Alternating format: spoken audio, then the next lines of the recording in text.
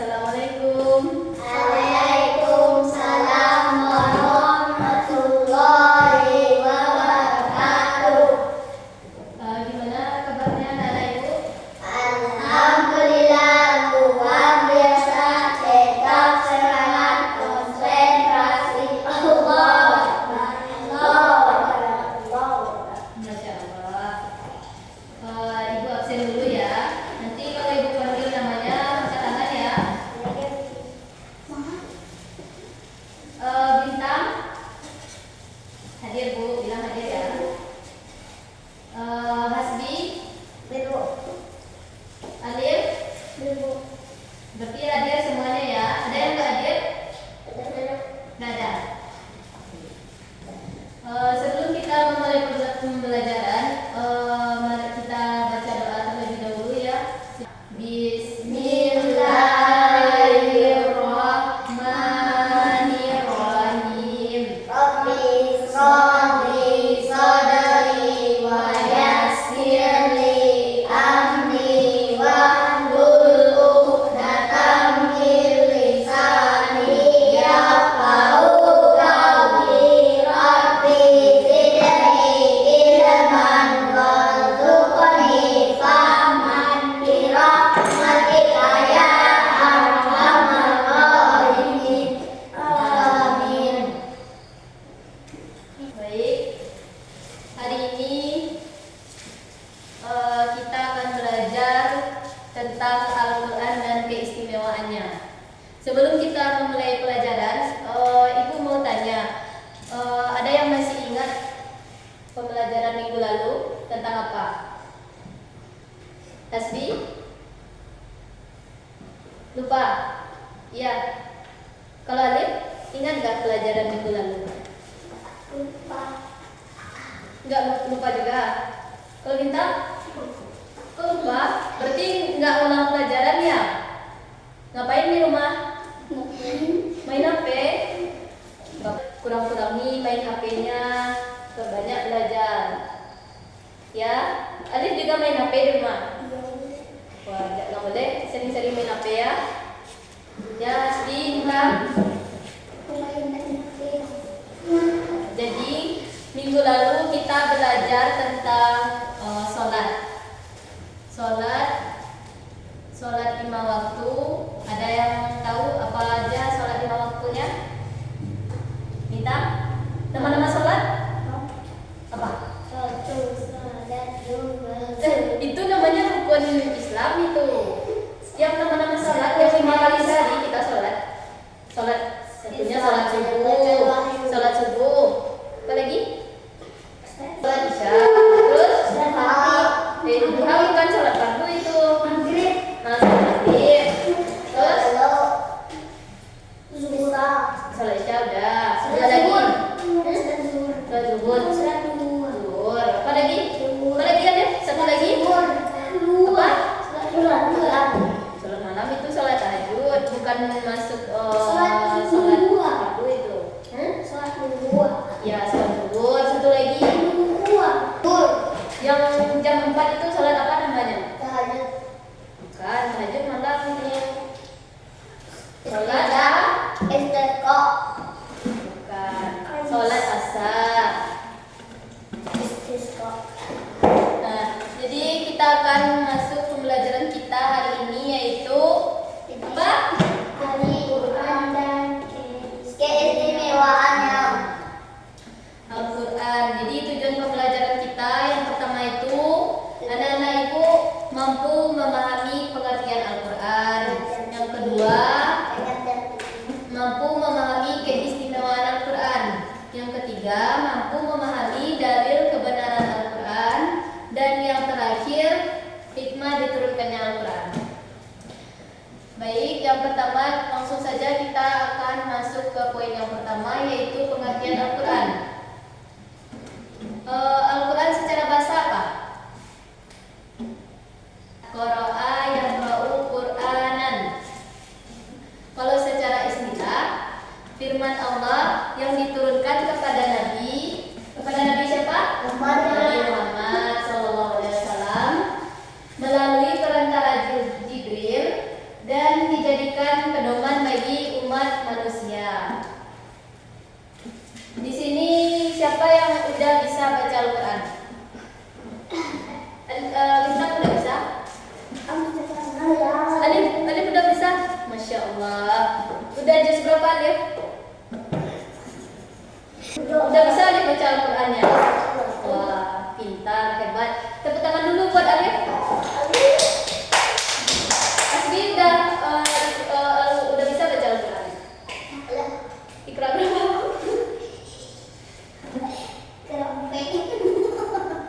Ikra berapa Asbi? 8. Wah, berarti surat Al-Anfal ya. Kalau Lintang? Ikra 6. Berarti surat Al-An'am ya. Nah, jadi Al-Quran itu apa tadi? Apa pengertian Al-Quran?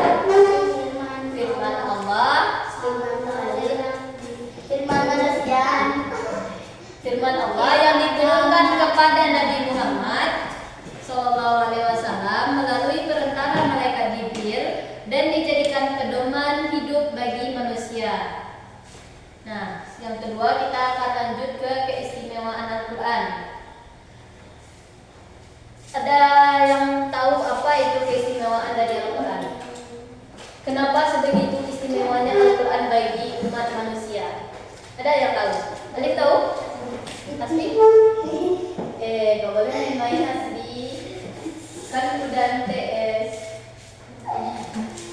Jadi yang pertama itu terjaga kemuliaannya. Ada yang paham nggak maksud dari terjaga kemuliaannya? Bahasa rangganya bahasa yang Jadi maksud dari terjaga kemuliaannya itu Al-Quran ini ada Al-Quran di sini. Ibu, Al-Quran aku Mana? Kenapa nggak dibawa pulang ke Al-Qurannya? Nah ini nih. Coba lihat. Kalian tahu nggak sih Al-Quran ini istimewa? Istimewa kan? Nah, kenapa istimewa? Karena Al-Quran ini adalah firman Allah, kata-kata Allah. Yang juz 30 juz ini adalah perkataan Allah semuanya ini. Nah, jadi perkataan Allah ini diturunkan kepada Nabi Muhammad melalui perantara malaikat Jibril ketika Nabi Muhammad itu berdiam diri di Gua Hira. Udah tahu kan? Nabi Muhammad di Gua Hira dulu kan? Ya. Nah, pertama ayat yang dibaca Nabi yaitu surat Al-apa? Surat Al-Alaq, Iqra ya. Apa ya pertamanya? Coba baca. Iqra Jadi ketika itu kan Nabi berada di Gua Hira kan. Nabi turunlah malaikat Jibril, dia mendatangi Nabi Muhammad ketika Nabi di Gua Hira itu. Ketika malaikat Jibril itu datang ke Nabi, Nabi itu menggigil badan dia, bergetar kayak nggak bisa bergerak tubuh Nabi itu. Nah, ketika itu pada saat malaikat Jibril memerintahkan Nabi Muhammad Iqra. Jadi Nabi Muhammad ini nggak bisa baca, tetap dia baca, dia diam aja. Sampai yang ketiga kalinya itu malaikat Jibril itu memerintahkan kepada Nabi Muhammad Iqra, udah 3 kali nih. Nah, jadi sampai yang ketiga kali ini Nabi Muhammad ini menjawab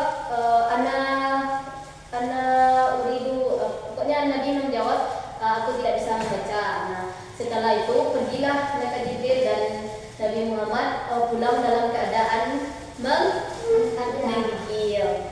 Nah, jadi itulah proses awal mula adanya Al-Quran dari kalam Allah. Nah, selanjutnya kita akan masuk ke dalil dari kebenaran adanya Al-Quran. Ibu baca dulu, nanti kalian ikuti ya. billahi minasyaitonir rajim. Bismillahirrahmanirrahim. Ayo. Bismillahirrahmanirrahim. Bismillahirrahmanirrahim. Wa in kuntum fi raibin mimma nazzalna ala abdina fa'tu bi suratin min mithli wad'u syuhada'akum min dunillahi in kuntum shadiqin. Di terjemahannya, dan jika kamu tetap dalam keraguan tentang apa yang kami turunkan kepada hamba kami yaitu Muhammad, buatlah salah satu surah yang semisal dengannya dan ajaklah penolong-penolongmu selain Allah jika kamu orang yang benar. Jadi maksud dari Al-Baqarah ayat 23 ini, ketika orang-orang ragu tentang ayat Al-Quran ini. Ayat Al-Quran ini kan diturunkan kepada Nabi siapa? Muhammad. Nah, jadi orang-orang kafir ini ragu tentang ayat Al-Quran yang dibawa oleh Nabi Muhammad. Nah, jadi Nabi diperintah oleh Allah, buatlah salah satu surah yang semisal dengan ayat ini, dan ajaklah penolongmu selain Allah jika kamu orang yang benar. Nah, jadi kalau kita jadi orang yang benar, kita ajaklah teman-teman kita atau keluarga kita untuk membaca Al-Quran. Paham sampai sini anak-anak ibu? Nah, terakhir kita akan masuk ke hikmah diturunkannya Al-Quran. Siapa yang mau baca nomor 1? Nah, Hasbi silakan. Menjawab tantangan kaum kafir. Ada yang paham nggak apa itu menjawab tantangan kaum kafir itu? Nggak paham? Kaum kafir paham? Tak tahu kan? Tahu. Jadi Al-Quran ini contohnya nih, ini orang Kristen, orang kafir nih membantah kalau Al-Quran ini apa ya? Contohnya kayak nggak ada Al-Quran ini sebagai penyembuh, obat penyembuh. Kalau hati kita itu lagi gelisah, lagi sedih, coba kita baca Al-Quran. Nah, jadi orang-orang kafir ini nggak tahu dan nggak setuju. Nah, jadi ada jawabannya di dalam Al-Quran. Itu salah satu contohnya ya.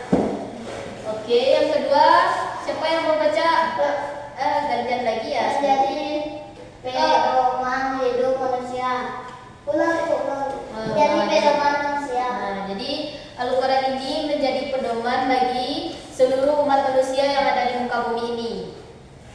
Nah, jadi kalau kita berpegang teguh kepada Al-Quran, nah segala sesuatunya kita percaya kepada Al-Quran. Contohnya kalau hati kita lagi sedih, hati kita gelisah, kita baca Al-Quran, nah jadi hati kita akan jadi lebih tenang. Dan Al-Quran ini juga sebagai obat. Nah, kalau kita sakit, coba kita contohnya Alif sakit hati. Alif pernah merasakan sakit hati? Pernah? Nah, kalau pernah sakit hati, coba deh baca Al-Quran. Cuma satu ayat, walaupun satu baris saja. Nah, coba rasain, pasti hati Alif jadi kelihatan lebih tenang. Udah pernah? Nah, yang ketiga. Nah, oke, selanjutnya kita akan masuk ke hikmah yang ketiga. Ada yang mau baca? Bintang, coba baca. Memperbaiki akhlak. Nah, jadi kalau kita baca Al-Quran, kita pahami kandungannya. Kita pahami kandungan Al-Quran itu. Setelah kita pahami, jadi akhlak kita akan menjadi lebih baik dan berubah menjadi pribadi yang lebih baik.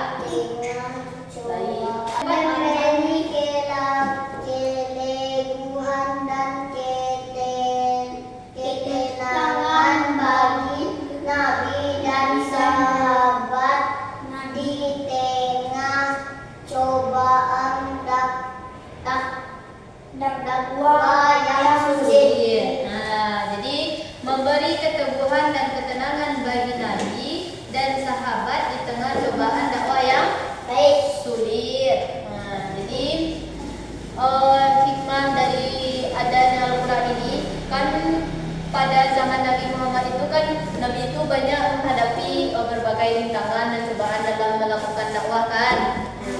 Setelah melakukan dakwah dicaci orang kafir, dipukuli dengan tai hewan, terus dianiaya. Nah, kemudian setelah itu kehilangan istri beliau. Nah, jadi turunlah Al-Quran sebagai memberi keteguhan dan supaya hati Nabi menjadi lebih tenang. Baik.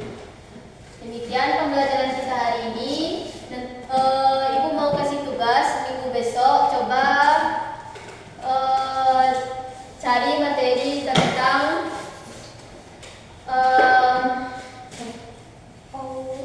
coba kalian cari materi tentang hadis dan keistimewaannya lagi ya. Oke? Nah, minggu depan Ibu tanya saja ya. Lalu Ya. Demikian pembelajaran